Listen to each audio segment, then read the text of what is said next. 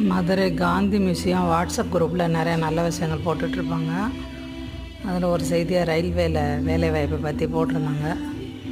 சரி, யாருக்காவது பயன்படுமே, ஒரு வேளை கவனிக்காமல் போட்டிருந்தா கவனத்துக்கு வருமே அப்படின்றதுக்காண்டி ஷேர் பண்ணுறேன்.